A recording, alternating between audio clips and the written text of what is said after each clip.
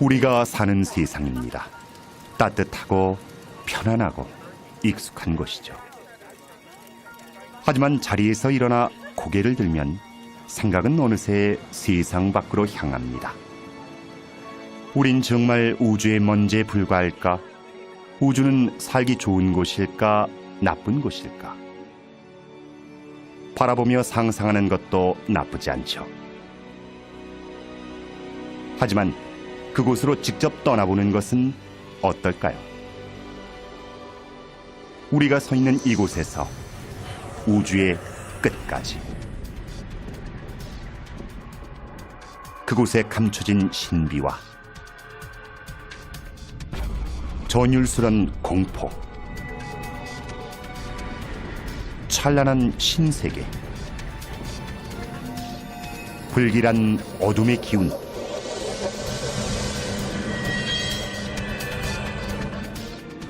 시간의 시작, 세상의 종말. 끝까지 갈 자신이 있으십니까? 아니면 포기하시겠습니까? 선택은 여러분의 몫입니다.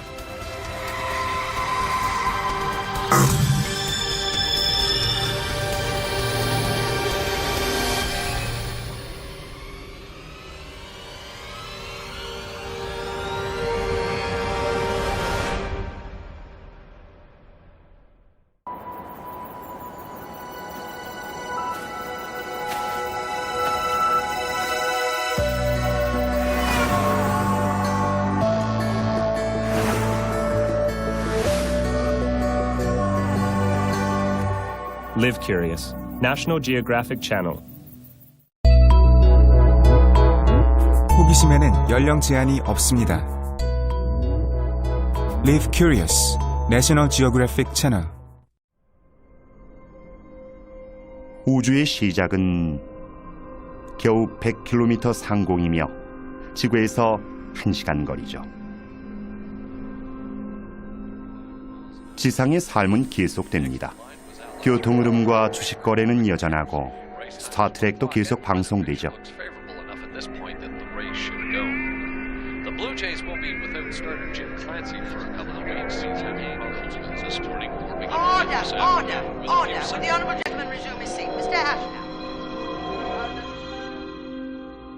하지만 우린 떠나야 합니다.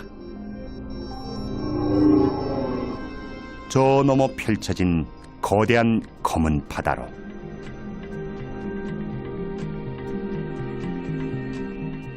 첫 발을 담글 곳은 지구에서 그리 멀지 않은 곳, 바로 달입니다.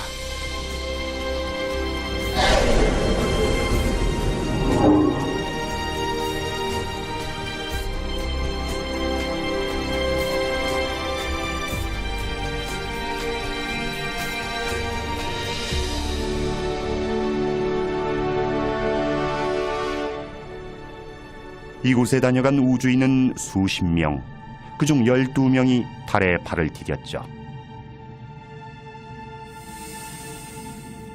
지구에서 겨우 38만여 킬로미터, 우주선으로 3일 거리, 지구를 떠난 지 얼마 되지도 않은 듯합니다.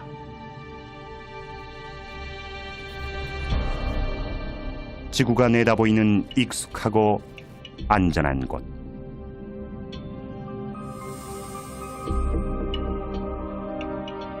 무수한 유성과 소행성의 폭격을 맞은 달은 마치 버려진 전쟁터 같습니다. 지금은 고요한 것을 보니 수백만 년 동안 큰 충돌은 없었던 듯합니다.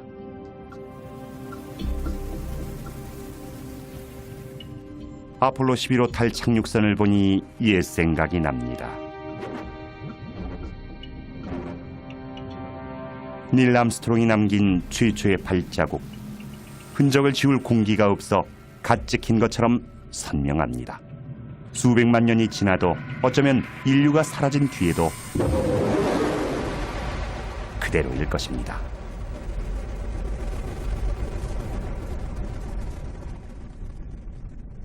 시간이 많지 않습니다. 이제 본격적으로 여행을 시작해야죠. 인류의 발길이 닿지 않은 곳까지.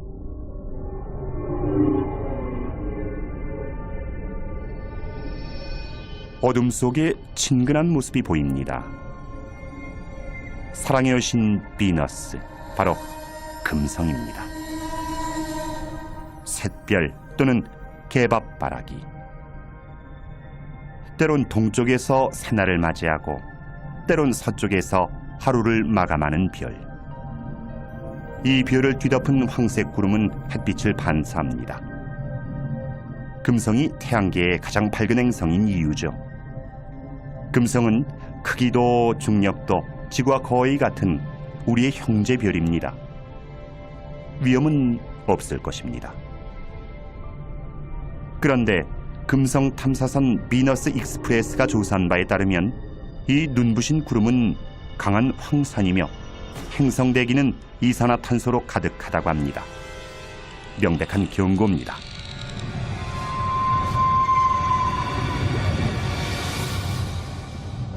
금성은 진노한 여신 같습니다. 숨막히는 대기, 살인적인 기압, 섭씨 500도에 육박하는 뜨거운 대지. 더 있다가는 질식하거나 으스러지거나 문드러지거나 타버릴 것입니다.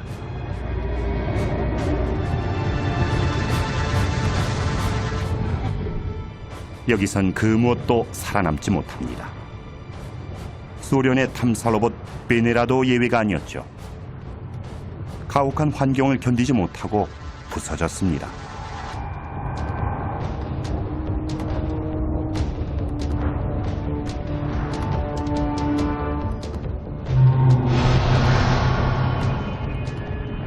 지구에서는 그토록 아름답던 여신의 실체는 섬뜩했습니다.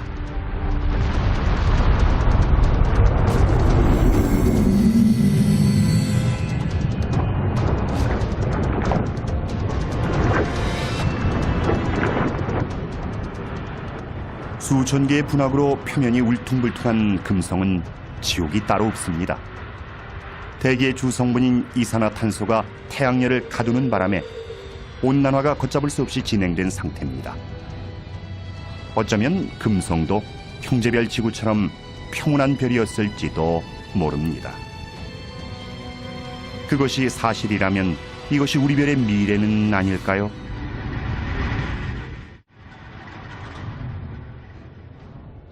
그만 돌아가야 할 것 같은 불길한 느낌이 고개를 듭니다.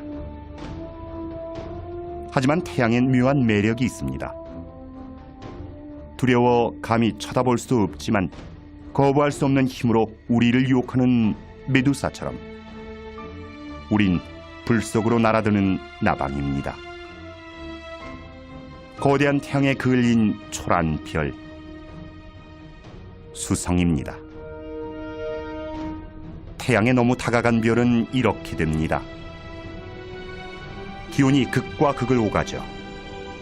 밤엔 영하 170도까지 내려가는가 하면 한낮엔 400도를 웃돕니다. 타다가 얼다가 표면에 난 상처는 수성의 험난한 과거를 여실히 보여줍니다.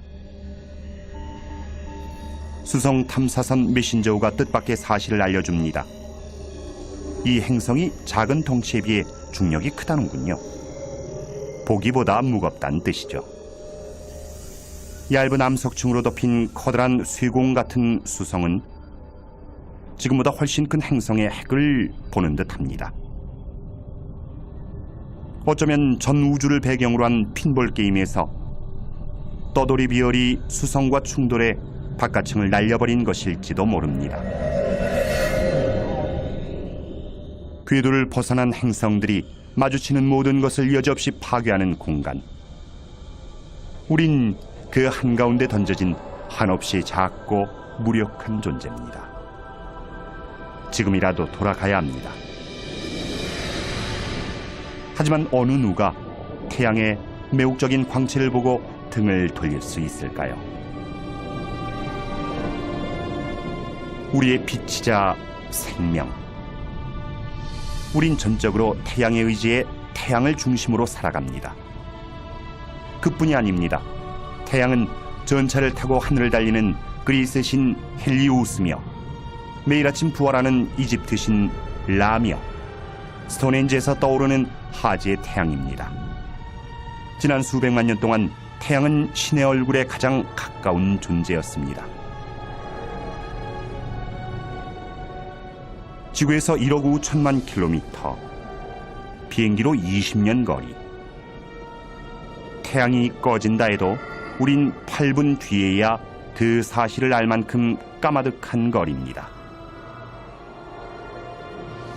태양은 지구 100만 개를 합친 것보다 큽니다. 또 중력으로 태양계 전체를 움직일 만큼 무겁습니다.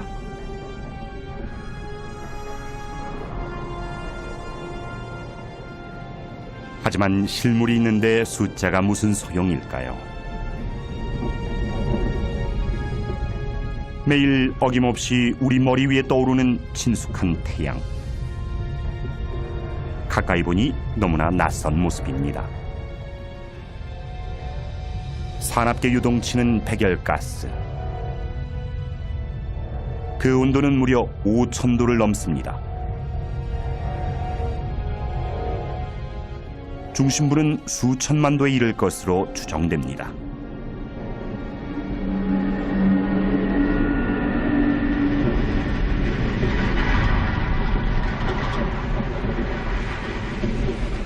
이 뜨거운 온도는 핵 반응을 일으키며 초당 수백만 톤에 달하는 물질을 에너지로 바꿉니다. 인류가 생산한 총 에너지보다 많죠. 지구에서 보고 느끼는 빛과 열이 바로 이 에너지입니다. 하지만 가까이에서 본 느낌은 사뭇 다릅니다. 전기와 자기의 작용이 아주 활발하죠. 홍염이라고 하는 고리 모양의 거대한 백열가스에서 방출되는 것입니다. 홍염 한 개는 화산 1000만 개보다 많은 에너지를 내뿜으며 그 안에 지구를 통과시켜도 수만 킬로미터의 여유가 남을 만큼 거대합니다.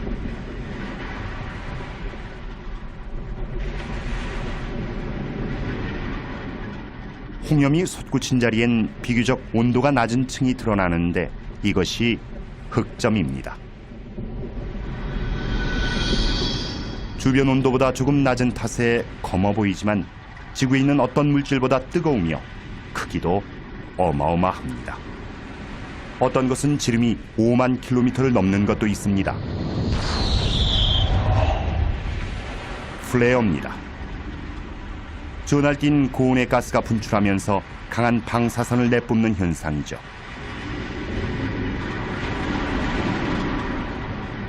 언젠가 태양의 연료가 바닥나면 이 모든 것은 멈출 것입니다.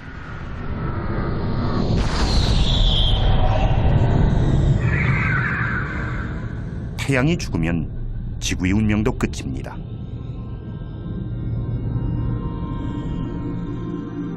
생명을 주기도 하고 빼앗기도 하는 이 신은 우리에게 거리를 두라 경고합니다.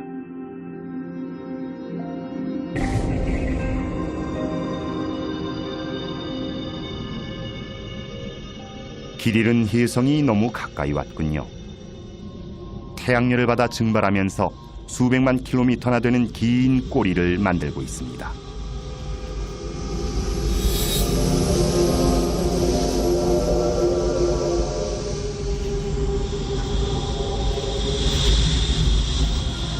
내부는 얼어 있습니다. 태양계 밖을 떠도는 얼어붙은 천체에서 떨어져 나온 게 분명합니다. 뜨거운 물과 수증기, 먼지를 뿜고 있습니다. 태양이 혜성의 얼어붙은 심장마저 녹이는 것입니다. 시커먼 때가 묻은 커다란 눈덩이 같은 모습이죠.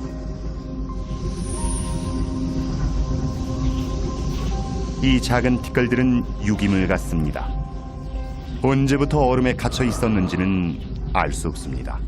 아마 태양계가 생길 때부터였는지도 모르죠. 만약 이런 혜성이 수십억 년 전 어린 지구와 부딪혔다면 그와 함께 생명의 원료인 물과 유기물이 지구에 전해졌을 것입니다. 여러분이나 저를 낳은 생명의 씨앗은 그때 심어졌는지도 모릅니다.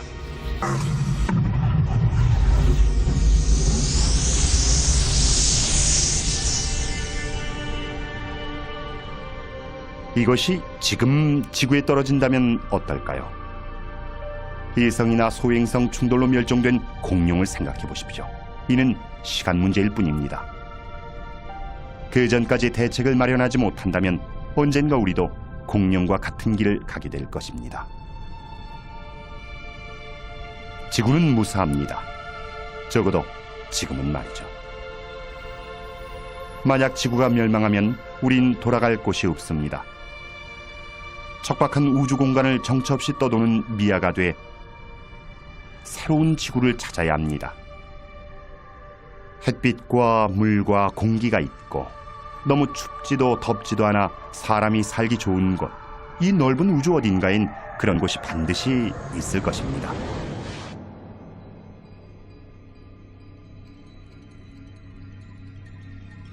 붉은 행성, 화성입니다. 우린 수백 년 동안 화성에서 생명의 흔적을 찾았습니다.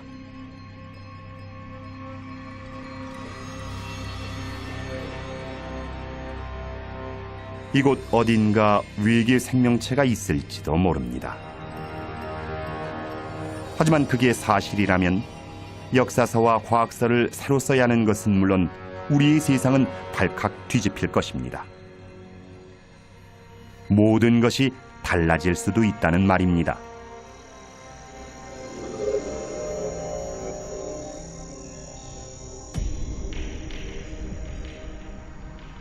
화성만큼 우리의 상상을 자극하는 행성도 없습니다. 공상과학 영화나 만화에도 화성인이 단골로 등장하죠. 물론 모두 지어낸 얘기지만 이곳에 정말 뭔가 살고 있지는 않을까요? 하지만 이곳은 이미 죽은 별입니다. 생명을 지탱해줄 모든 활동은 이미 수억 년 전에 멈춘 상태. 지금의 화성은 거대한 붉은 화석에 불과합니다.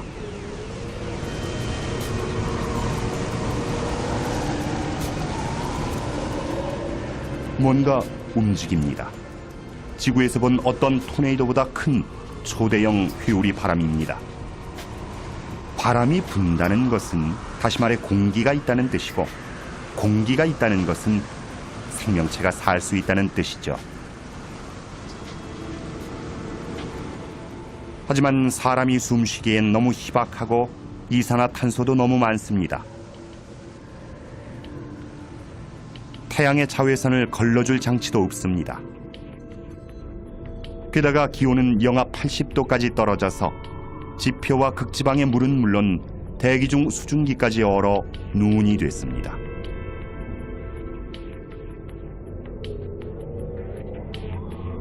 생명이 살 것 같지 않은 곳이지만 지구엔 극심한 더위와 추위를 견디는 생물이 있고 가장 깊은 바다 속에도 생명이 살아갑니다. 생명이 바이러스처럼 적응하고 번식하는 존재라면 지금 우린 생명 바이러스를 우주에 퍼뜨리고 있는 것일지도 모릅니다. 생명은 아무리 혹독한 조건에서도 살 길을 찾곤 합니다. 하지만 이곳은 죽은 별, 토양의 광물질 등의 영양분을 공급할 지질 활동이 전혀 없고 얼어붙은 물을 녹일 열도 없으며 보이는 것이라곤 짙게 깔린 먼지 구름뿐입니다.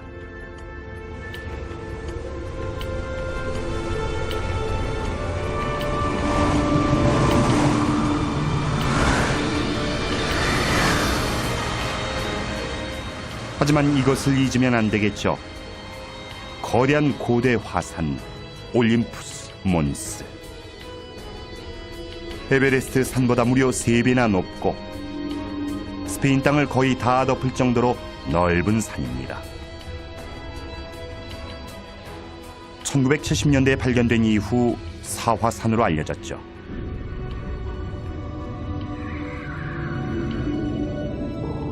산비탈에 이상한 흔적이 보입니다. 용암이 흘렀던 자국 같습니다. 하지만 용암류는 운석 충돌과 함께 사라진 지 오래죠. 물론 이 화산이 정말 죽었다면 말입니다. 그게 아니라면 지금도 이 밑에 마그마가 있을지도 모릅니다. 그렇다면 얘기가 달라지죠. 화산 활동은 땅속에 얼어붙은 물을 녹이고 광물질과 영양소를 순환시킵니다. 생존에 필요한 조건이 마련되는 것이죠.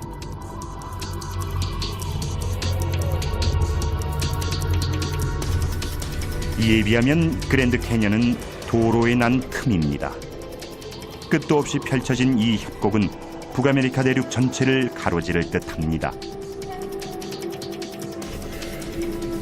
이곳에서는 침식이 일어났던 것 같군요.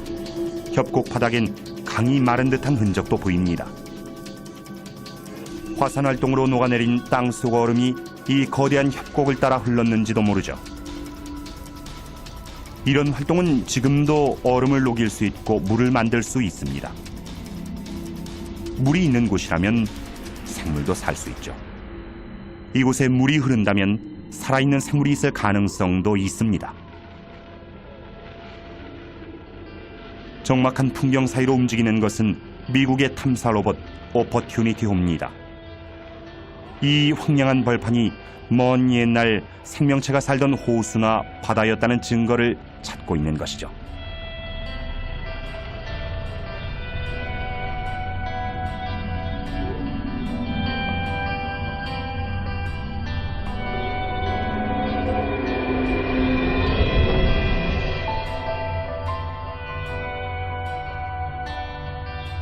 이 골짜기를 보십시오.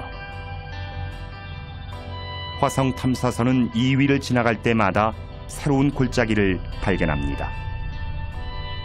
화성이 생동하고 있다는 또 다른 증거죠. 골짜기를 만드는 것이 이 밑에 흐르는 물이라면 그 물에 생명체가 살 수도 있다는 뜻이니까요.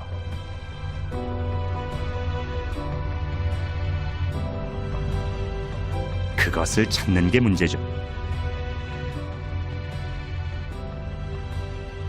어쩌면 그것은 화성이 아닌 지구에 있는지도 모릅니다. 지구의 생명체가 여기서 비롯됐다는 학설이 있습니다. 화성이 소행성과 충돌하면서 미생물이 풍부한 화성 파편이 우주로 떨어져 나와 어린 지구에 떨어졌고 그곳에 생명의 씨앗을 심었다는 설이죠. 우리가 화성에 이토록 이끌리는 것도 인류의 고향이기 때문은 아닐까요? 그렇다면 우린 모두 화성인인 셈입니다.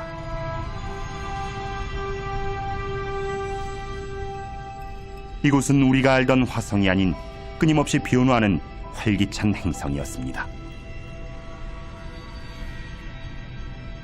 태양계에서 가장 활발히 연구된 화성조차 잘 모른다면 우리가 모르는 것은 얼마나 많을까요? 우주엔 더 많은 비밀이 숨어 있을 것입니다.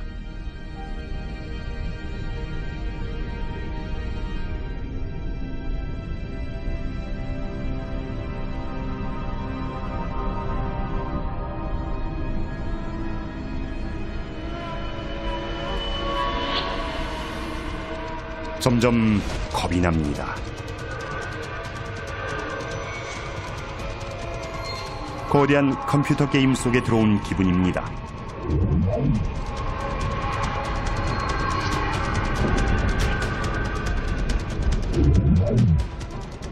하지만 너무 생생합니다.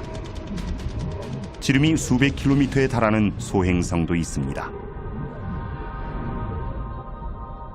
이것은 길이 30km쯤 되겠군요. 그런데 위에 뭔가 있습니다. 우주 탐사선입니다. 시속 8만 킬로미터로 움직이는 소행성의 내리기란 쉽지 않은 일이죠. 주기적으로 충돌하고 부서지며 별똥별이 돼 지구로 떨어지는 바위 덩어리. 이것을 연구하려면 많은 노력이 필요합니다. 신비한 상징, 초자연적 징조, 그뿐이 아닙니다. 이런 바위 덩어리가 모여 우리가 사는 것 같은 행성이 됐다고 하니까요.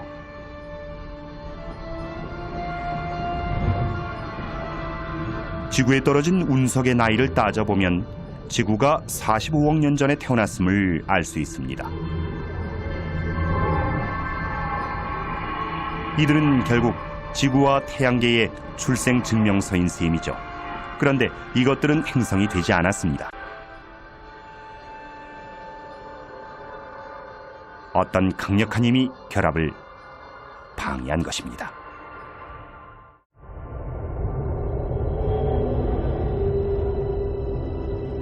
목성, 덩치 좀 보십시오. 지구보다 1000배 이상 클 듯합니다. 나머지 행성이 다 들어가도 될 만큼 거대합니다. 이 정도 크기면 인력이 주변에 큰 영향을 미치죠. 그래서 소행성들이 행성이 못 되는 것입니다. 보십시오. 미용이 넘칩니다. 하지만 가까이 들여다보면 꼭 그렇지만도 않습니다.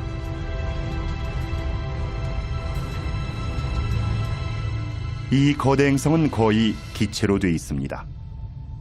이곳에 내리면 한없이 빠져들어가 지면에 닿지 못할 수도 있습니다. 또한 목성의 수려한 외관은 격렬한 운동의 결과입니다.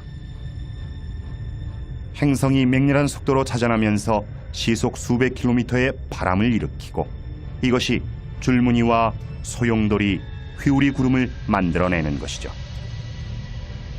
그리고 이것은 그 유명한 목성의 대적점, 태양계에서 가장 크고 사나운 폭풍이죠. 지구의 3배가 넘는 큰 폭풍이 300년 이상 몰아치고 있는 것입니다. 휘몰아치는 이 구름은 뇌우를 일으킵니다. 지구에 치는 번개보다 10,000배나 강력한 것이죠.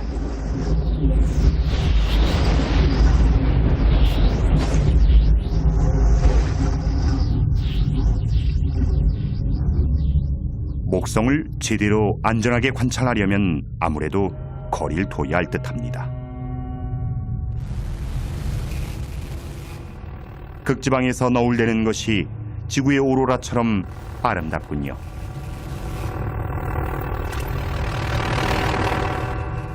그런데 가이거 계수기가 미친 듯이 돌아갑니다. 목성의 강한 자기장에 이끌린 살인적인 방사선이 만들어낸 오로라인 모양이죠. 이제야 알겠습니다. 이곳이 우리의 예상과는 전혀 다른 세계라는 것을. 우주는 모순과 속임수와 함정으로 가득한 곳이란 것을. 일단 안전한 곳을 찾아야 합니다. 잠시 내려앉아 숨을 돌릴 곳 말입니다. 알록달록한 위성 이오는 어떨까요?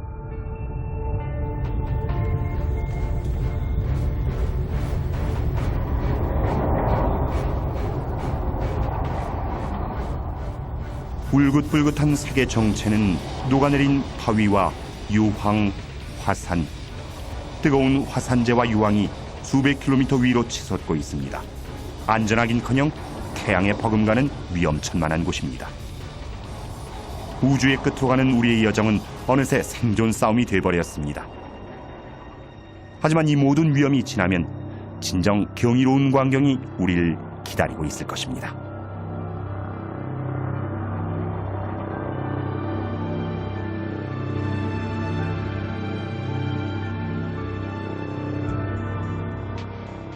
지구에서 6억 5천만 킬로미터의 거리. 기이하게 생긴 곳입니다. 그런데 왠지 낯이 있군요.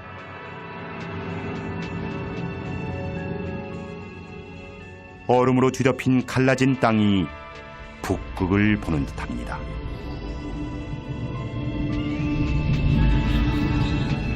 유로파입니다.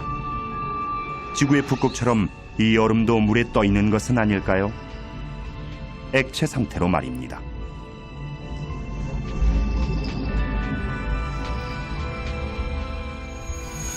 흥미로운 이야기죠.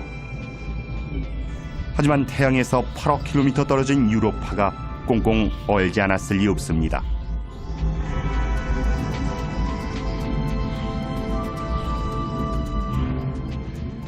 그러나 목성의 중력이 땅속 깊이 마찰을 일으켜 유로파가 완전히 얼어붙지 않았다면 이 두꺼운 얼음 아래 생명이 자라고 있을지도 모릅니다.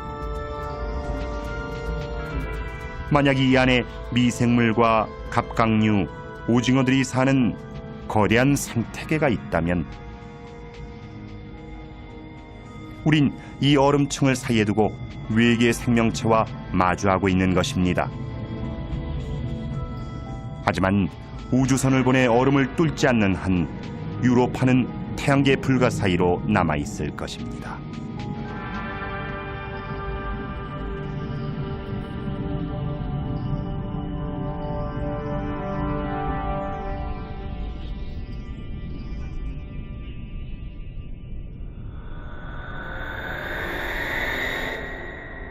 우리의 꿈속에 상상 속에 언제나 존재하는 별. 그 별이 지금 우리 눈앞에 있습니다. 태양계 행성 중 가장 아름다운 보석, 토성. 우린 이것을 보려고 이 험한 길을 달려왔나 봅니다. 토성엔 신비한 무언가가 있습니다. 거대한 기체 덩어리인 토성은 물에 뜰 정도로 가볍습니다.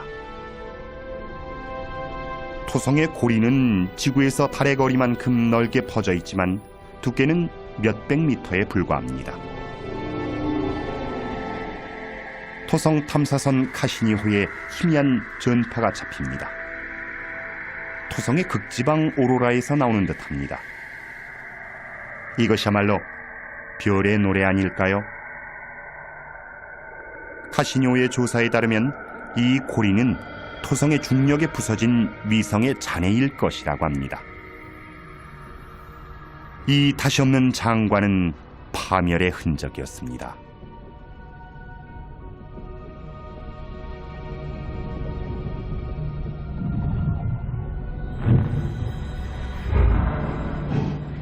무수히 많은 얼음알갱이, 어떤 것은 각얼음처럼 작고 어떤 것은 집채만 합니다. 서로 부딪히고 떨어져 나가고 다시 뭉치고 초창기 태양계를 보는 듯합니다. 먼지와 기체가 갓 태어난 태양 주위를 돌고 인력이 신기한 작용을 하던 시대.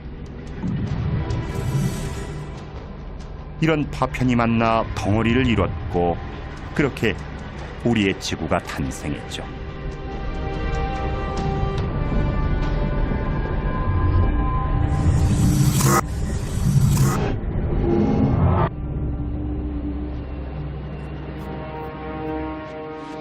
토성의 아름다운 자태에 넋을 놓고 있을 수만은 없습니다. 이제 그만 눈을 돌려야 합니다. 아직도 갈 길이 멀고 배울 것도 많으니까요. 그런데 눈앞에 보이는 가장 큰 물체가 발길을 붙잡습니다. 짙은 구름에 둘러싸인 위성 타이탄입니다.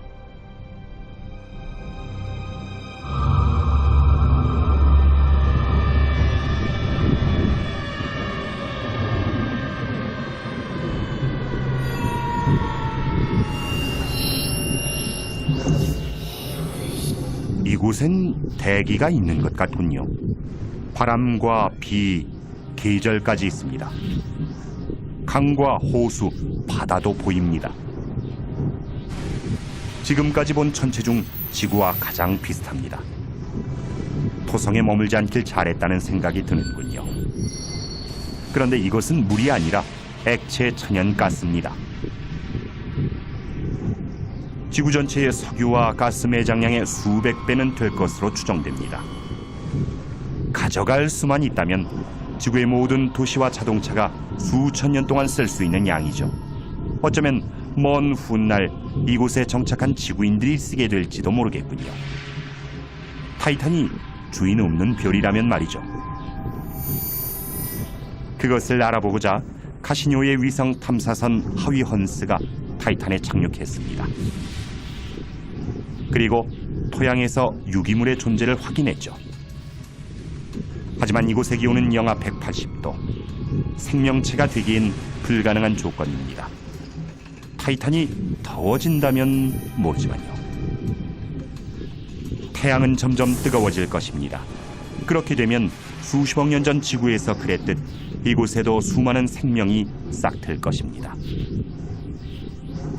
지구가 너무 뜨거워지면 우린 타이탄에 정착할지도 모릅니다. 그때는 이 머나먼 별이 인류의 고향이 되겠죠.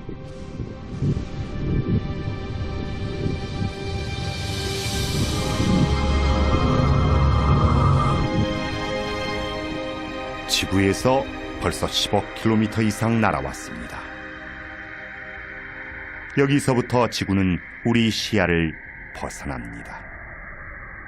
지금 우린 절벽 끝에 서서 태양계 외곽의 신비한 세계를 바라보고 있습니다.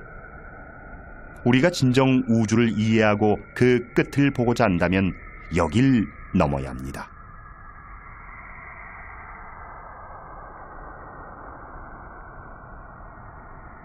지구에선 보이지 않아 미지의 영역으로 남아있던 곳. 이곳은 태양계의 변두리입니다. 깊은 바다로 뛰어드는 기분입니다.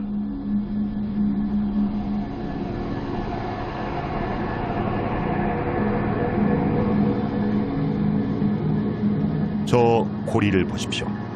천왕성은 마치 떠돌이별에 부딪혀 넘어진 듯 자전축이 기울어진 모습입니다.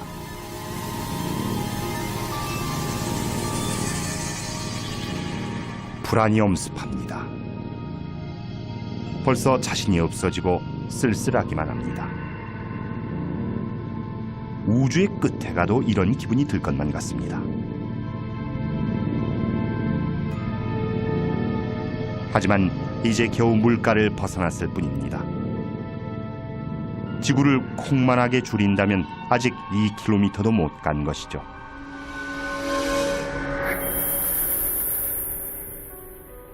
태양계 끝까지 가려면 아직도 2만 km를 더 가야 합니다.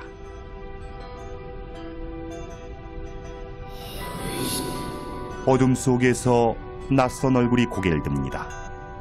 바다의 신 해왕성입니다. 메탄가스로 둘러싸인 거대 행성이죠. 이것은 지구 크기만한 폭풍입니다. 시속 1500km의 무시무시한 바람이죠. 지구에서처럼 태양이 바람을 일으키기에 해왕성은 너무 멉니다. 이런 바람이 부는 데는 다른 이유가 있겠지만 그것은 아무도 모릅니다. 태양계는 생각보다 거대했고 우리의 지식은 너무나 보잘것없었습니다.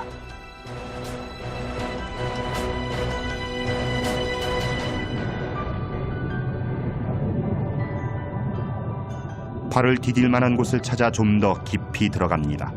드디어 가스덩어리가 아닌 단단한 위성을 찾았습니다. 트리톤입니다. 단단하긴 한데 불안해 보입니다. 간헐천입니다. 수상한 검댕을 뿜어내는 우주 굴뚝이죠. 이 위성은 해왕성의 자전 방향과 반대로 공전합니다. 이 성난 위성은 결코 이길 수 없는 별들의 힘겨루기라 할 수 있죠. 해왕성은 엄청난 중력으로 트리톤을 잡아당겨 속도를 늦추고 있습니다.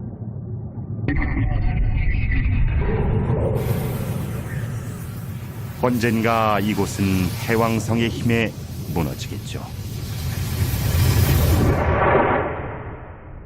이게 답니다. 우리 태양계에 더는 위성도 행성도 없습니다. 태양에서 멀어질수록 기온은 점점 떨어집니다. 우리를 잡아끌던 인력도 약해져 갑니다. 그런데 보십시오. 텅 빈 공간이 아니라 얼어붙은 바위 천지입니다. 얼음성도 있습니다. 명왕성이군요. 얼마 전까지 명왕성은 외톨이 별이고 그 뒤엔 아무것도 없는 줄 알았습니다. 그런데 아니었죠. 천체는 더 있었습니다. 발견된 지 얼마 안 돼 이름도 정해지지 않았습니다. 플루티노, 얼음 난쟁이, 휴비 원조. 하지만 뭐라고 부르든 뜻하는 바는 한 가지입니다. 태양계가 우리 생각처럼 단순하지 않다는 것이죠. 지구에서 130억여 킬로미터, 태양 주변을 도는 천체 중 현재까지 관측된 가장 먼 천체, 2003년에 발견된 작은 얼음성 세드나. 공전 주기는 만년, 태양과의 거리는 최대 1300억 킬로미터입니다. 잠깐, 여기 또 뭔가 있습니다. 지구에서 160억 킬로미터를 날아온 우주 탐사선 보이저 1호입니다. 이 알루미늄 덩어리와 안테나가 아니었다면 우린 거대 행성들의 모습과 그 위성의 존재를 알지 못했겠죠. 이것은 총알보다 20배나 빠르게 이동하며 지구에 자료를 보냅니다.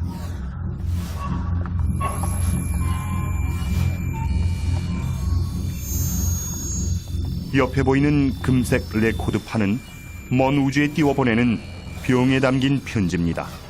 여러 가지 언어로 인사말이 녹음돼 있죠.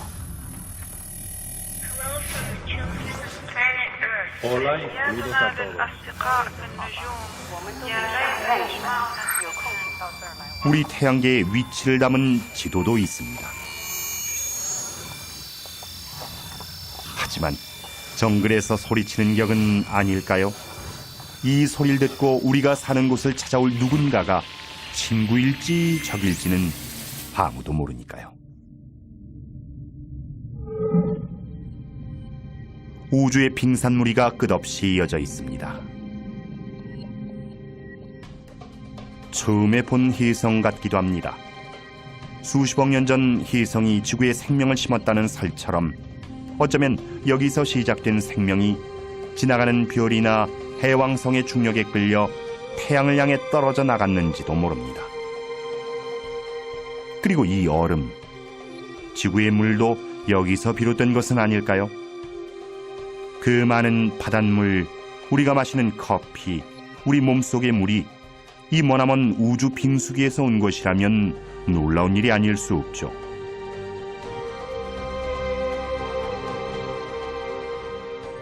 지구에서 800만의 100만 배인 8조 킬로미터 거리. 하지만 이제 걸음을 뗀 것에 불과합니다. 우린 앞으로 몇 조 킬로미터를 더 가야 하니까요. 돌아보는 것은 여기까지. 이제 더 먼 곳으로 나갈 때입니다. 저 앞에 펼쳐진 드넓은 우주, 선간 공간으로.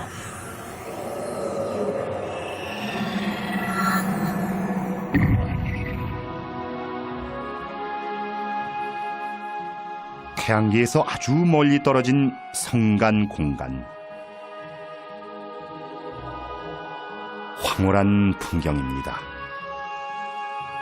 태양을 닮은 별도 무수히 많고 행성과 위성을 거느린 별도 많습니다.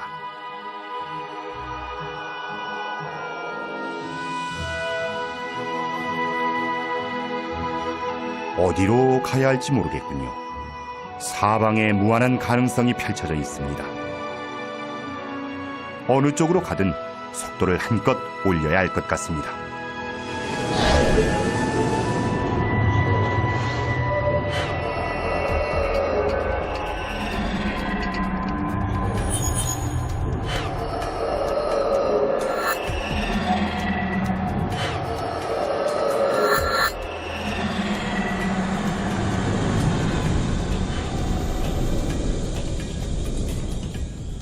지구에서 40조 킬로미터, 우주선으로 15만 년 거리. 하지만 이제 겨우 이웃 태양계에 왔을 뿐입니다. 알파 켄타우리. 별이 하나가 아니라 3개입니다. 3별이 서로의 주위를 돌며 대치하는 형상이죠. 인력으로 서로를 끌어당기는 한편 무서운 속도로 공전하며 달아나려 합니다.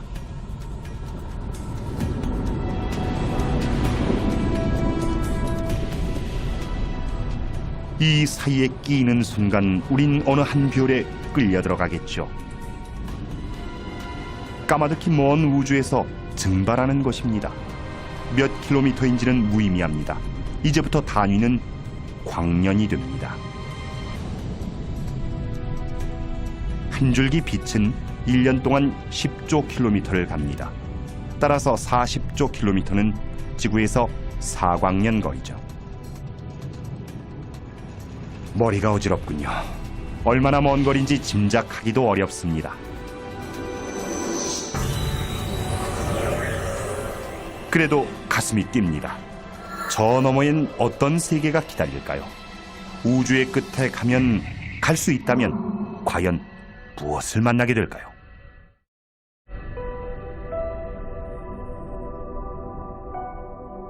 지구에서 10광년 떨어진 별 엡실론 에리다니. 먼지와 얼음으로 된 고리가 장관입니다.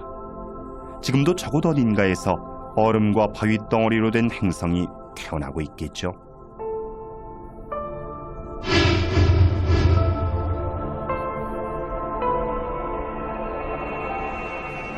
사방의 소행성과 혜성입니다. 마치 수십억 년 전 우리의 태양계를 보는 듯합니다. 그때 지구에서처럼 유기분자와 물을 지닌 이 혜성들이 어린 행성에 생명의 불꽃을 일으킬 것 같습니다.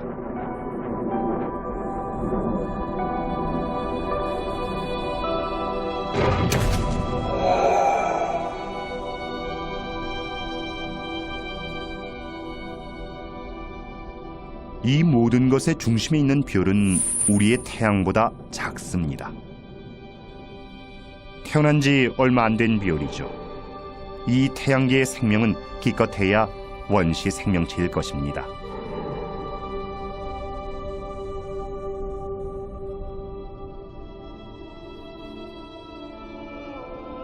어딘가 더 성숙하고 진화된 태양계가 있겠지만 그것을 찾는 일은 건물밭에서 바늘 찾기일 것입니다.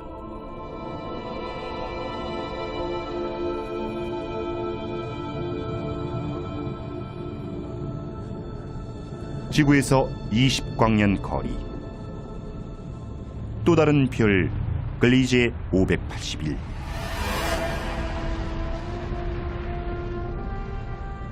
우리의 태양과 비슷한 나이입니다.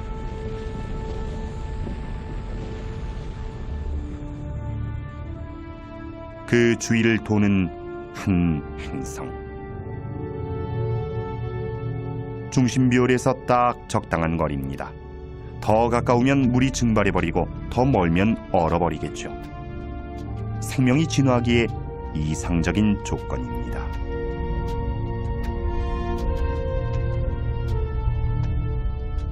만약 혜성이 이 행성과 충돌해 물과 유기물을 퍼뜨렸다면 이곳에도 우리처럼 복잡한 생명체가 발생했을 수 있고 우리와 같은 문명 세계를 이루었을 수도 있습니다. 그렇다면 지금쯤 이 행성에서 지구의 TV 신호를 수신해 우리의 20년 전 방송을 보고 있을지도 모르죠.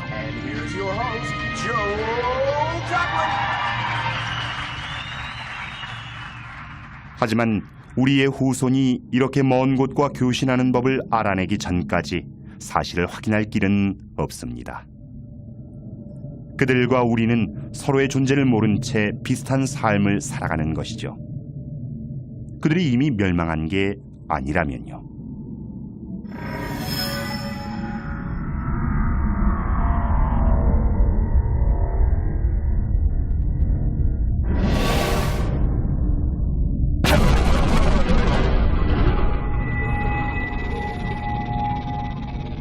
혜성의 문제는 이겁니다. 창조도 하지만 파괴도 한다는 것. 6,500만 년 전 공룡이 남기고 간 교훈이 그것이죠. 이런 게 바로 건물밭의 바늘입니다. 우리 태양계처럼 인간이 살 수 있는 가장 가까운 태양계. 하지만 이는 우연일 뿐이죠. 우주엔 이런 태양계가 수십, 수백만 개일 수도 있고 없을 수도 있으니까요.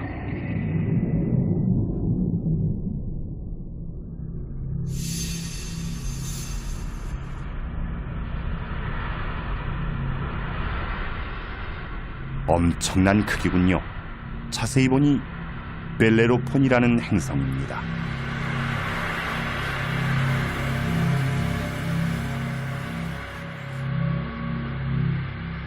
발견된 것이 신기할 정도로 중심비율에 가까이 있습니다. 사실 지구에서 이렇게 먼 행성은 보이지 않습니다.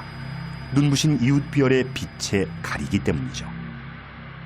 하지만 이들 행성도 미약하나마 이웃별을 끌어당기는데 그런 미세한 움직임을 측정하면 몇 조 킬로미터 떨어진 행성의 존재를 밝힐 수 있습니다. 1990년 벨레로폰은 그렇게 나타났습니다. 그리고 우린 까마득히 먼 수백 개의 행성을 발견할 수 있게 됐죠. 지구에서 65광년, 이 별에서 채널을 맞추면 히틀러의 베를린 올림픽 방송이 나올 것입니다.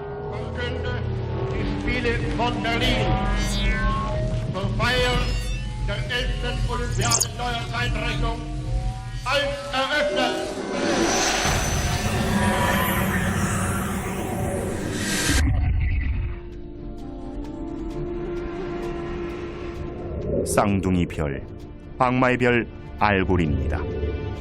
불길한 변화 때문에 옛날 사람들이 두려워하던 별이죠. 두 별이 겹칠 때마다 지구에선 별이 깜빡이는 것처럼 보입니다. 가까이 보면 더 이상합니다. 한 별이 다른 별의 인력권 안으로 팽창해 점점 끌려 들어가고 있습니다. 지구에서 100광년 가까이 떨어진 곳, 여기서 귀를 기울이면 최초의 라디오 방송이 희미하게 들립니다.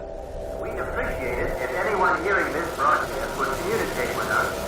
We are very anxious to know how far the broadcast is reaching. 소리가 그쳤습니다.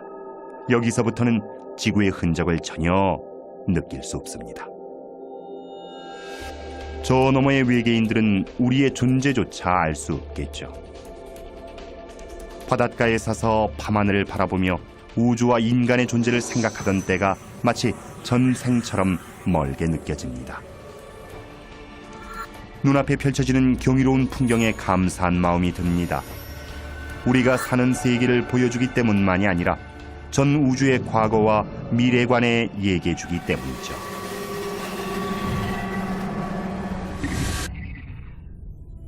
은하수가 펼쳐져 있는 우리 은하계, 별 하나하나가 이야기책인 거대한 천체 도서관이죠. 우리가 책장을 넘겨주길 기다리는 듯합니다. 고대 그리스의 신 아틀라스의 딸들인 7잠의 별, 하늘을 어깨에 짊어지게 된 아버지를 위로하려 별이 됐다는 전설이죠.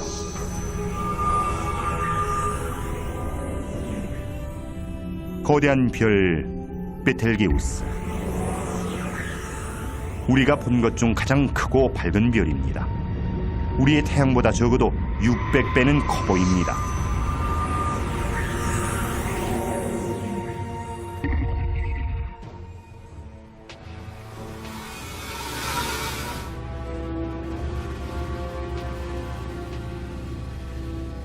그런데 이것은 별이 아니군요.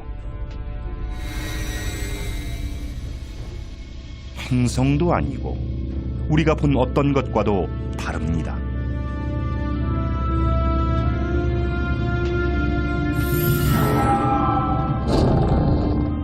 지구에서 1300광년 이상 떨어진 흐릿한 유령 같은 천체, 오리온자리 암흑성운입니다.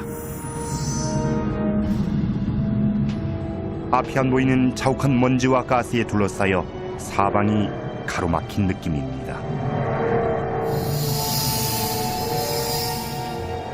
더 깊이 들어가자 둥근 빛이 나타납니다. 이 빛에 끌려 들어간 먼지와 기체는 점점 뜨거워지고 결국 불타는 가스 덩어리에 녹아듭니다. 마치 우리의 태양을 축소한 듯한 작은 별입니다. 내본도는 수백만 도, 핵반응이 시작될 정도로 뜨겁습니다. 우리의 태양이 방대한 복사 에너지를 방출하며 계속 빛날 수 있는 힘의 원천이죠. 이것이 별의 탄생입니다.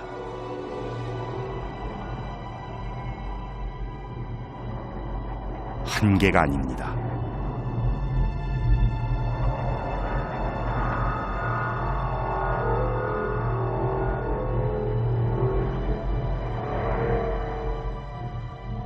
오리온자리 암흑성운은 거대한 별 생산 공장이었습니다. 우주의 미래가 시작되는 현장이죠.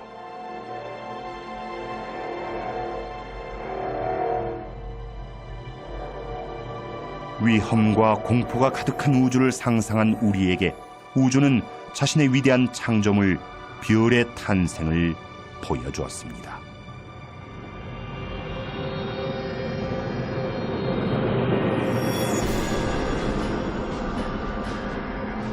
안심하긴 이른 걸까요?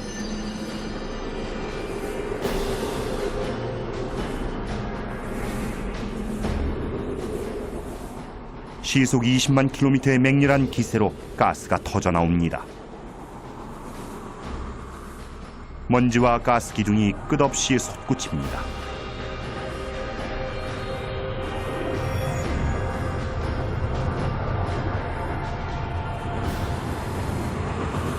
무시무시한 장면입니다.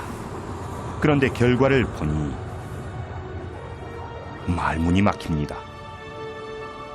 커다랗게 빛나는 가스 구름이 우주에 드리워져 있습니다. 성운입니다. 이곳엔 바람이 없어 흩어지려면 몇 천 년은 걸릴 것입니다. 마치 거대한 별 조각상 같습니다. 이것을 보면 자연은 과학자나 기술자라기보다 스케일이 방대한 예술가 같다는 생각이 듭니다. 지금껏 신기한 것을 많이 봐왔지만 압권은 역시 이것입니다. 앞다리를 치켜든 거대한 말의 머리.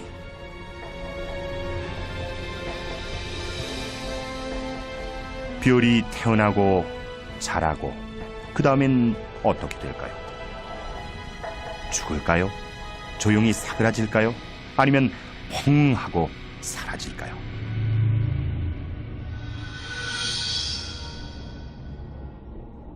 이곳에서부터 우주의 끝 어딘가에 그 답이 있습니다. 4,000광년 정도 더 떨어진 곳, 반짝이는 구름이 별을 에워싸고 있습니다. 한때 우리의 태양처럼 빛나던 별이었죠. 그런데 남은 것은 오색 찬란한 가스뿐. 별 내부의 핵융합으로 생성된 원소들이 별이 죽자 밖으로 나온 것입니다. 녹색과 보라색 기체는 우주를 구성하는 원료인 수소와 헬륨, 붉은색과 푸른색은 지구 생명체의 근본 요소인 질소와 산소입니다. 우리가 살려면 이런 별이 죽어야 합니다. 우리의 폐에 들어있는 산소와 DNA에 들어있는 질소 모두 지구가 태어나기 한참 전에 죽은 별의 핵융합으로 만들어진 것입니다. 인류는 우주 핵폐기물로 만들어진 존재. 우리의 계보 또한 여기서 시작됩니다.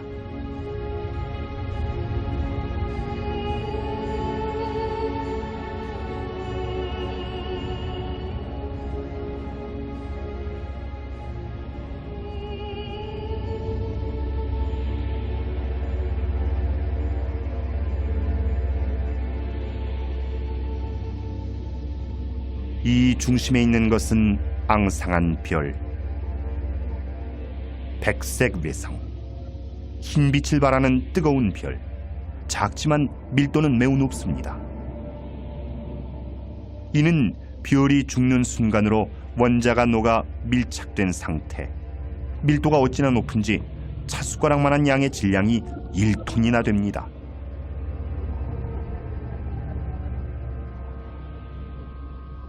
이는 태양의 쓸쓸한 운명을 보여줍니다. 지금으로부터 60억 년 뒤 태양은 백색 외성이 됩니다. 태양의 죽음은 곧 지구의 종말을 의미하죠. 지금까지 얼마나 많은 세상이 뜨고 졌을지, 얼마나 많은 별의 역사가 묻혀버렸을지 문득 궁금해집니다.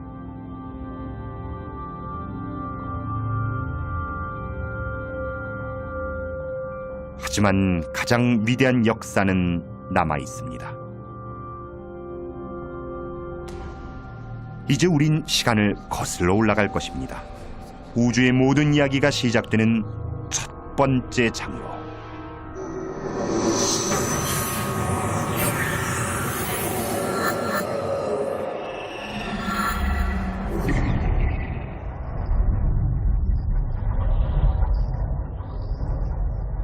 죽은 별의 잔해가 흩어져 있습니다. 개딱지 모양의 개의 성운입니다. 지구에서 6,000광년 떨어진 별들의 무덤 한가운데죠. 그동안 기적 같은 장면을 목격하며 많은 것을 배웠습니다. 한때 상상조차 하지 못했던 이런 광경도 이제는 담담히 받아들일 수 있습니다. 마음의 준비는 돼 있습니다. 이 앞에 무엇이 기다리든 우린 우주의 끝으로 갈 것입니다. 죽은 듯 보이지만 어쩌면 폭풍이 지나간 자리일지도 모릅니다. 별의 폭발 같은 거대한 별을 먼지와 가스 구름으로 만들 만큼 강력한 폭발이라면 초신성이겠죠.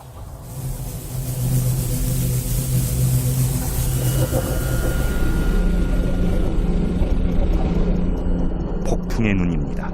맥동하며 자전하는 별 벌써.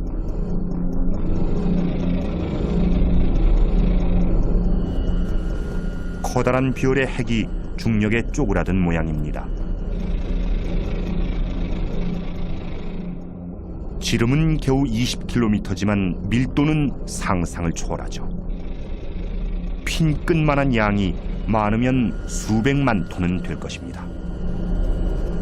피겨스케이팅 선수가 제자리에서 돌면서 팔을 안으로 모으듯 이 별도 부피가 줄수록 회전이 빨라집니다. 양쪽으로 내쏘는 광선, 에너지, 방사선, 초당 30회의 고속 회전, 거대한 먼지와 가스구름. 펄서가 내뿜는 방사선의 양은 태양보다 많습니다.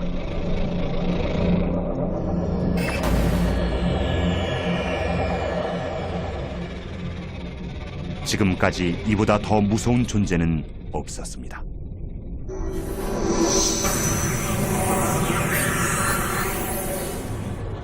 처음에 봤다면 겁에 질렸겠죠. 하지만 이제는 압니다. 모험 없이는 기적도 없다는 것을. 악몽을 두려워하면 꿈꿀 수 없다는 것을.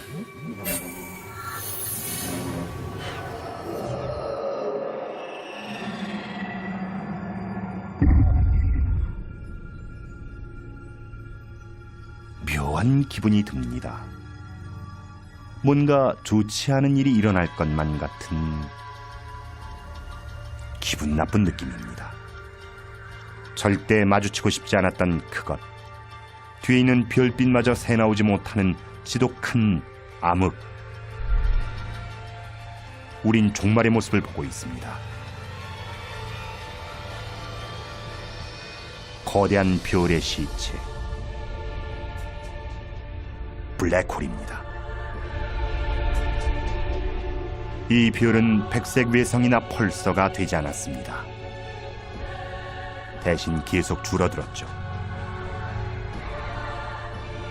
수축을 거듭한 끝에 지름은 겨우 몇 킬로미터로 줄었습니다.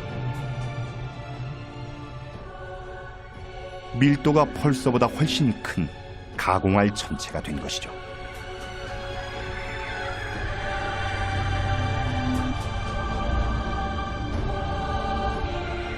너무 가까이 가면 다시는 돌아오지 못합니다. 왜 블랙홀인지 알겠군요. 그 중력이 너무 강해 빛조차 빠져나오지 못합니다. 단단한 바위 덩어리인 소행성도 블랙홀의 구멍에 빨려 들어가면서 점점 늘어나고 있습니다. 이 안에 우리가 아는 물질은 존재하지 않습니다. 시간도 공간도 없으며 모든 물리학 법칙마저 무시되죠.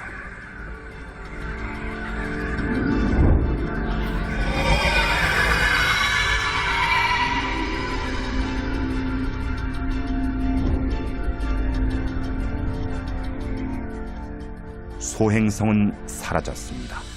어디로 갔는지는 아무도 모릅니다. 인간 이해력의 한계죠. 우리 은하엔 하늘의 별보다 많은 블랙홀이 있을 것입니다. 하지만 우린 볼 수 없겠죠. 그 순간 모든 것이 끝날 테니까요.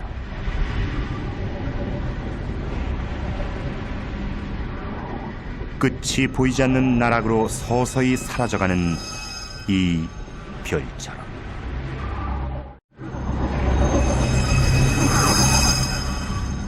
이곳도 거대한 블랙홀 안은 아닐까요?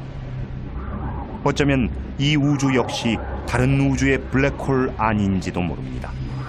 한참 생각하다 보면 현기증이 납니다. 보면 볼수록 모르는 것만 많아지는 듯합니다. 하지만 우리 은하가 생각보다 훨씬 복잡하고 위험한 것만은 분명합니다. 우린 아직 우리 은하 안에 있습니다. 은하계 너머 광대한 우주는 아직 보지도 못했죠. 온갖 모험과 신비한 비밀이 우리를 기다리고 있습니다. 먼저 이 은하수를 나갈 방법부터 찾아야 합니다.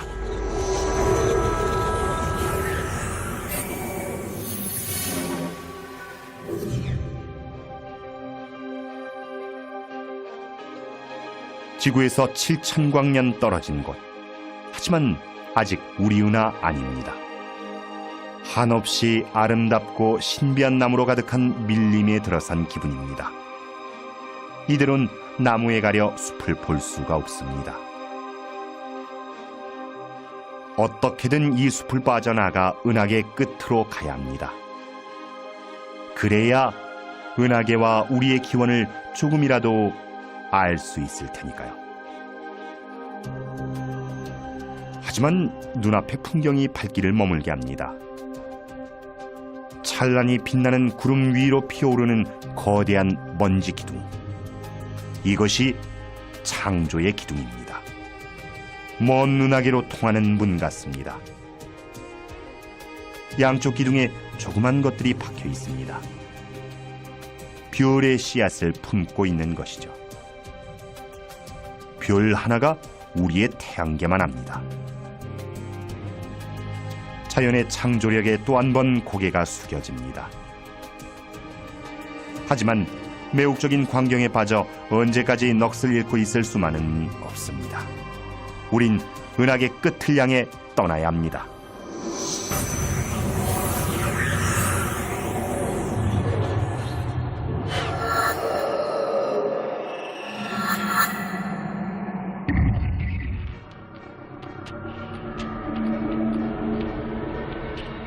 은하계의 황홀한 풍경에 눈이 멀어 그 무서움을 잊고 우주의 지뢰밭에 들어오고 말았습니다.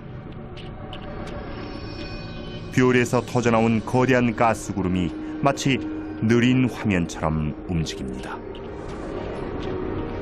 우리 태양보다 100만 배는 더 밝은 거대한 별. 그것이 붕괴되고 있습니다. 연료가 떨어진 것입니다. 에너지원이던 핵반응은 서서히 멈추고 별은 마지막 순간을 맞습니다. 결국엔 중심핵이 급격히 무너지고 그곳에서 새로운 블랙홀이 탄생하겠죠.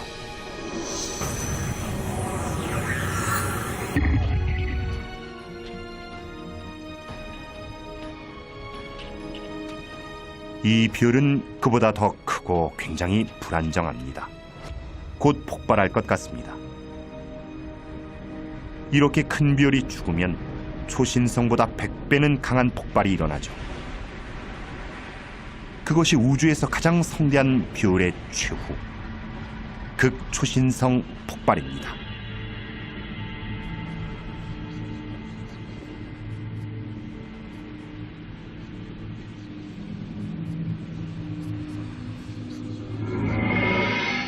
붕괴된 핵은 블랙홀이 됩니다.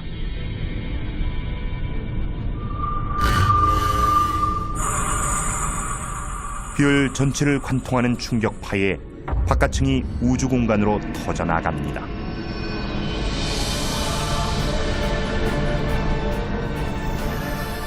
치명적인 방사능이 퍼집니다. 근처에 있던 운 나쁜 행성을 파멸로 몰아가기에 충분한 양이죠. 4억 5천만 년 전 지구의 모든 생물이 절멸하다시피 했던 사건의 원인도 이것이었을지 모릅니다.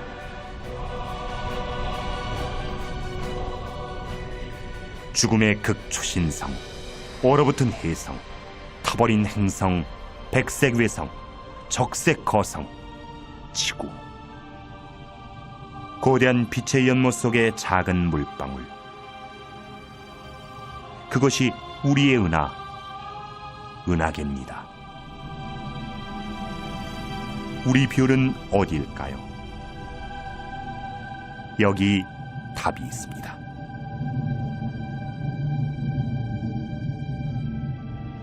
과거와 현재의 문명, 지금까지 살아온 전 인류, 아주 작은 벌레, 가장 높은 산, 모두 보이지 않는 존재입니다. 작은 점도 안 됩니다.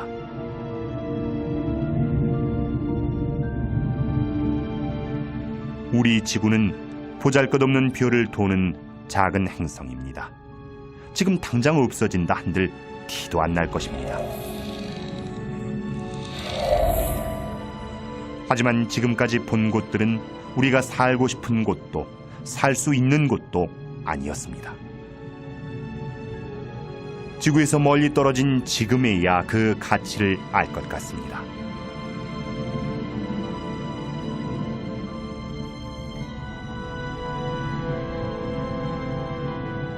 이 별들을 보십시오. 헤아릴 수 없이 많습니다. 생명을 품을 수 있는 별이 하나쯤, 아니 그 이상 있을 것입니다.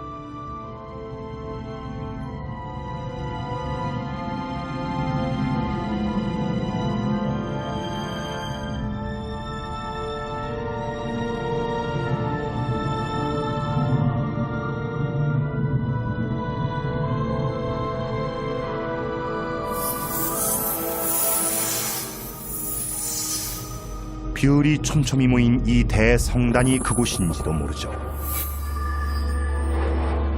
1970년대 천문학자들은 우리 DNA의 세부 구조와 태양계 지도가 담긴 메시지를 이쪽으로 보냈습니다. 하지만 이렇게 먼 곳까지 그 메시지가 닿으려면 적어도 2만 5천 년은 걸립니다. 우리가 아직 외계 생명체를 보지 못했다고 해서 우주에 다른 생명이 없다고 단정할 수는 없습니다. 발달된 외계 문명의 수를 추산할 수 있는 방정식이 있습니다. 계산 결과 놀라운 결과가 나왔죠. 우리 은하에만 수백만 개의 문명이 존재할 수 있다는 것이었습니다.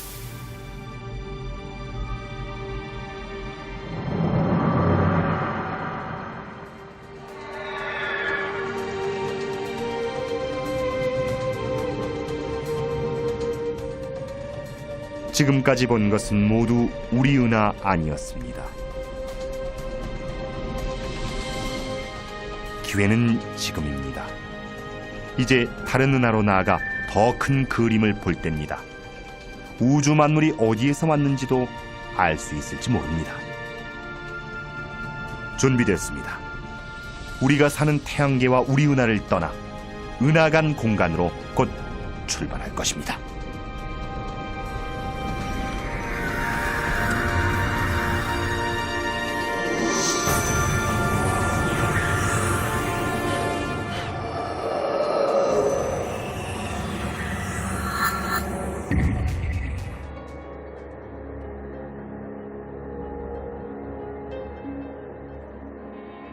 은하계 너머, 은하 사이의 광활한 공간을 지나 우린 드디어 은하간 공간에 무사히 진입했습니다.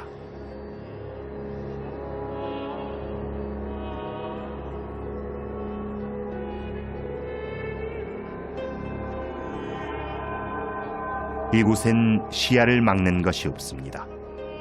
가장 가까운 은하도 수백만 광년이나 떨어져 있으니까요. 우리 은하계의 엄청난 중력에 산산조각난 외부 은하의 잔재, 텅 빈 공간으로 흩어집니다.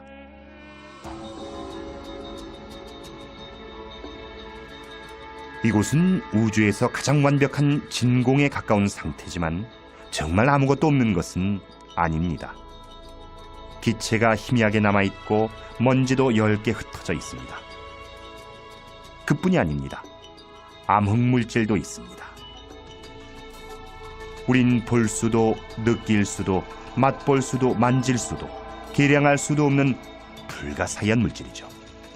하지만 우주 구성 성분의 90% 이상을 차지할 만큼 흔한 것입니다. 암흑물질이 정말 존재한다면 세상에 빈 공간이란 없으며 이곳 또한 물질로 둘러싸여 있다는 뜻이 됩니다. 그 존재를 증명하는 것은 이 물질이 은하에 미치는 힘입니다. 이것이 그 예죠. 대마젤란운.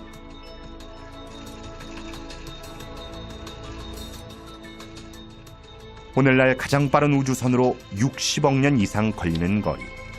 다시 말해 은하계의 인력권 끝에서부터 16만 광년 떨어진 곳입니다. 회전하는 은하가 우주로 흩어지지 않는 것은 무언가가 잡고 있다는 뜻이죠. 눈에 보이지 않지만 강력한 암흑물질이 그것입니다. 별, 성단, 성운 모두 거대한 천문학의 보고입니다.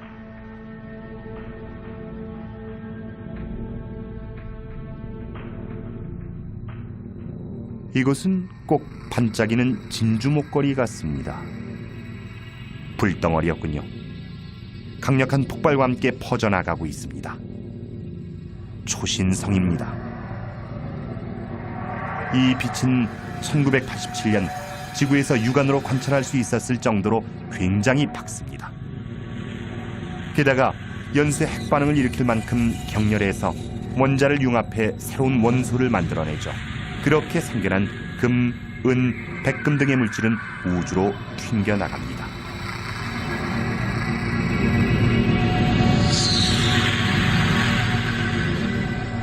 여러분 손가락의 금반지도 수십억 년 전 몇 조 킬로미터 떨어진 이런 거대한 초신성에서 만들어진 것입니다. 지구에서 바라본 우주는 동떨어진 세계였습니다. 하늘에 떠있는 전혀 다른 세계. 그런데 아니었죠. 우주의 이야기가 곧 우리 모두의 이야기였습니다.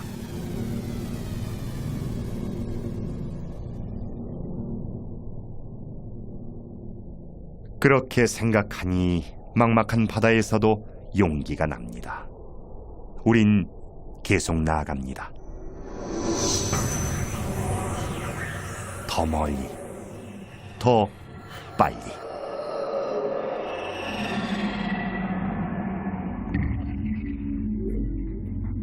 이것은 250만 광년 떨어진 곳에 있는 안드로메다 은하. 거의 시속 100만 킬로미터로 이동하고 있습니다. 우주의 모든 것은 폭탄의 파편이 튀듯 멀어집니다. 우리가 보는 이 은하는 아프리카 초원에 유인원을 닮은 인류의 조상이 나타났을 때의 모습이죠.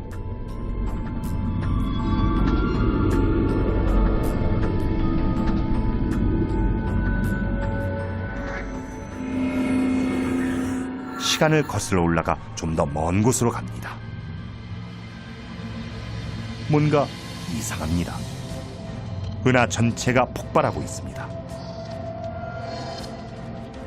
이 정도 대규모 폭발을 일으킬 수 있는 것은 다른 은하밖에 없습니다. 세상의 종말 같습니다. 하지만 여태 본 것으로 보아 그리 단순할 리 없습니다. 이 은하는 죽는 게 아닙니다. 새로운 별과 함께 새로운 모습으로 다시 태어나는 것이죠. 먼지와 가스가 충돌하면 마찰과 충격파가 발생하고 그 힘으로 새 별이 태어날 테니까요.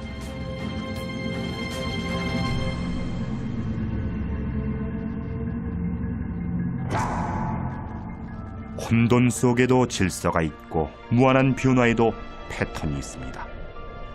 탄생과 죽음, 창조와 파괴라는 끝없는 순환이 그것이죠. 이들 은하는 이 드넓은 우주의 기본 패턴에 따라 움직이는 것입니다. 우주엔 수십억 개의 은하가 있고 그 안에 수백 수천억 개의 별이 있습니다. 지구에 있는 해변의 모래알을 다 합친 것보다도 많을 수 있습니다. 지금 존재하는 별만 따져도 그렇다는 얘기죠. 우주엔 이미 생을 마친 별도 있고 막 태어나는 별도 있고 태어날 별도 있습니다. 마침 내 눈에 들어온 큰 그림은 상상했던 것보다 훨씬 컸습니다. 이 바람개비 은하는 지구에서 굉장히 먼 은하입니다. 지금 지구에서 메시지를 보내면 이곳까지 오는데 2700만 년이나 걸릴 정도죠. 우리 인류 또는 지구가 그 답신을 받을 때까지 존재하기나 할까요? 아마 아닐 것입니다.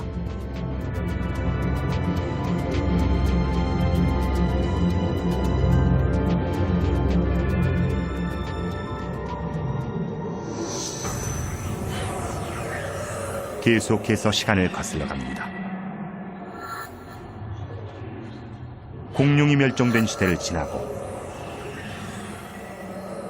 지상에 처음 생물이 나타난 순간도 지났습니다.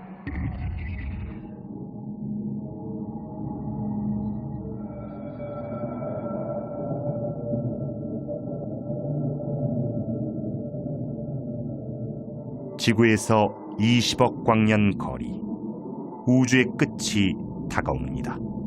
시간은 거의 처음으로 돌아갑니다. 이것은 은하가 아닙니다. 은하 수백 개를 합친 것보다도 밝습니다. 눈부신 에너지 빔이 몇 조 킬로미터까지 뻗어나갑니다. 이렇게 크고 밝은 것이라면 힘도 어마어마할 것입니다. 경험으로 보아 우주에서 힘은 곧 위험을 뜻합니다. 우주에서 가장 위험한 천체, 준성 같습니다. 정말 그렇다면 목적지를 눈앞에 둔 이곳에서 우리의 여행도 끝나는 것일까요?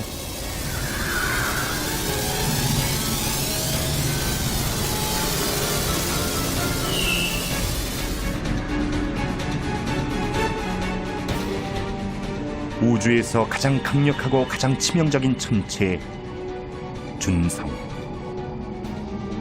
수백 개의 은하보다 밝게 빛나며 소용돌이 치는 초고온의 가스 덩어리.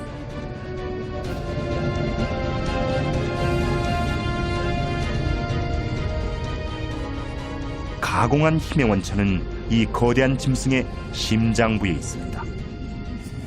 태양 10억 개의 질량과 맞먹는 어둠의 핵, 초대형 블랙홀이 그것이죠.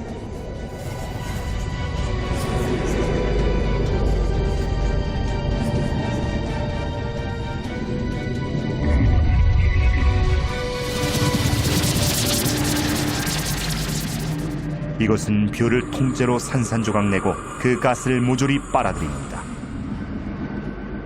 결국 그 별은 우주에서 영원히 자취를 감추게 됩니다.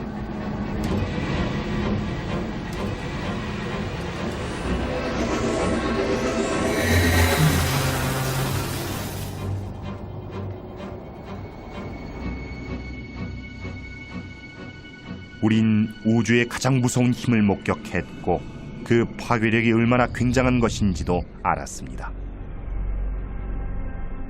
남은 곳은 우주의 끝. 이제 거의 다 왔습니다.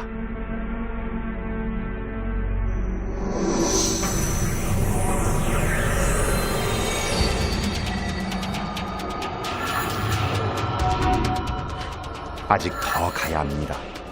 미지의 영역으로 넘어가려면 더 빨리 움직여야 합니다.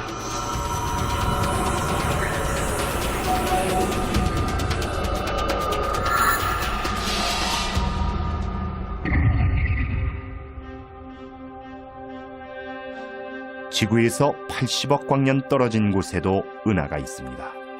그런데 좀 다릅니다. 작고 초라한 것들만 모여 있습니다.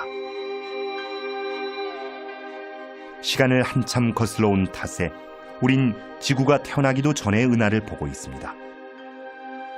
아직 덜 자란 어린 은하입니다. 이 모든 것의 근원지가 멀지 않습니다. 120억 광년 전,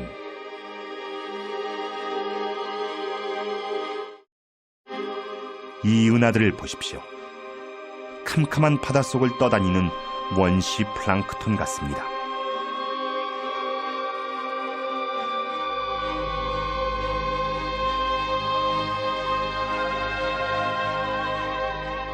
먼지와 가스구름이 춤을 추며 형태를 이루고 한데 뭉쳐 은하의 씨앗이 만들어지는 신비한 광경입니다.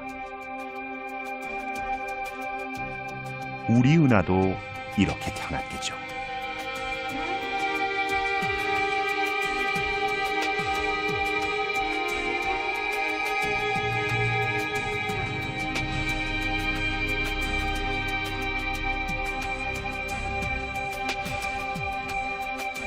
은하가 사라집니다.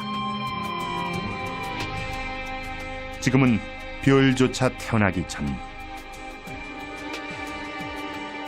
우주의 암흑기입니다. 좀 더 시간을 거슬러 올라가니 빛이 보입니다. 우리가 아는 지금의 우주를 탄생시킨 힘, 대폭발의 잔광입니다.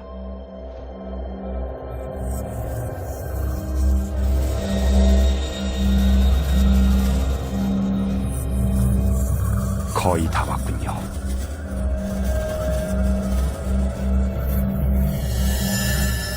여기, 바로 이곳입니다. 우리가 찾던 우주의 끝. 지구에서 1300km 떨어진 곳, 135억 광년 전입니다.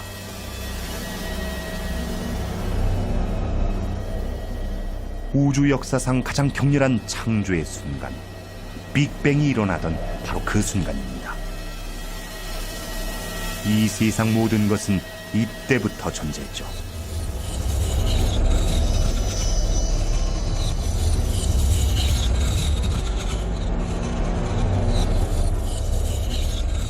지상의 모든 종교와 문화가 이를 알고자 했습니다. 하지만 이런 창조의 힘이 어디서, 왜 왔는지는 여전히 의문입니다.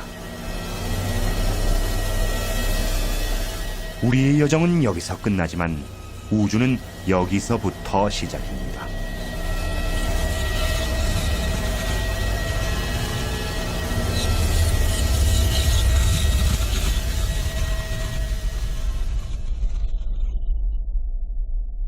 한없이 작고 뜨거운 고밀도의 점이 폭발합니다.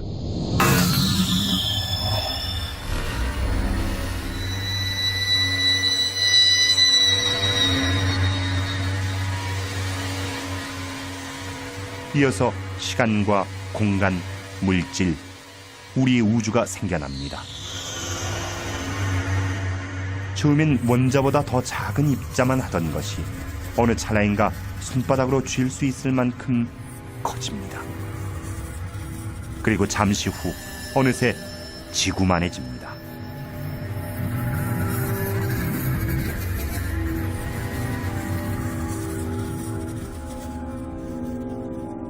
빅뱅에서 터져나온 빛은 지금 이 순간에도 희미한 전파 형태로 퍼져나가고 있습니다.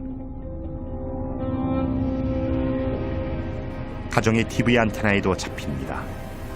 빈 채널에서 나오는 잡음이 그것이죠.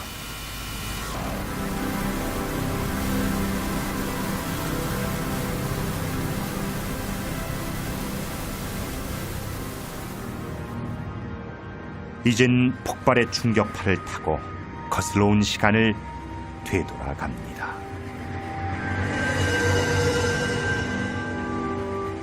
그동안 마주친 모든 것들이 빅뱅의 불똥이 돼 날아갑니다.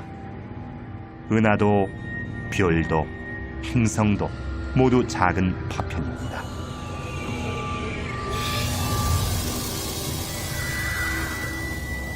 다시 우리 은하계로.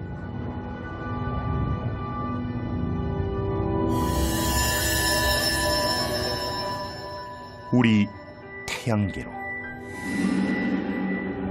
우리가 향하는 곳은 빅뱅의 여파에 소용돌이치며 서서히 식어가는 무수한 천체 중의 하나, 지구입니다.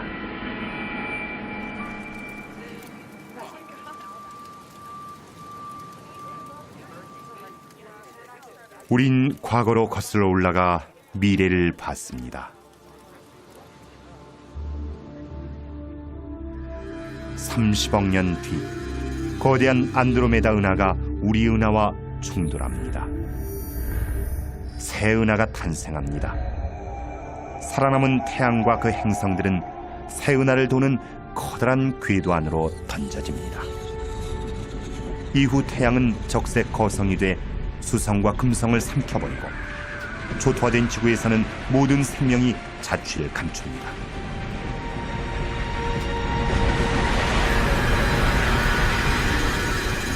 태양은 백색 외성으로 쭈그러져 삶을 마칩니다. 주변 별들도 죽어갑니다. 그리고 그 자리에 백색 외성과 펄서 블랙홀이 생깁니다. 은하계는 그렇게 사그라집니다.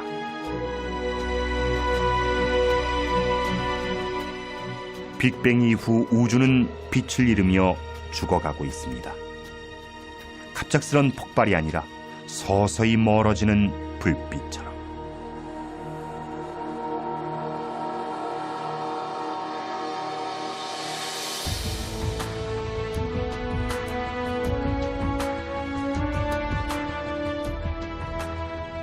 하지만 죽어가는 우주를 벗어날 길이 어딘가 있을 것입니다.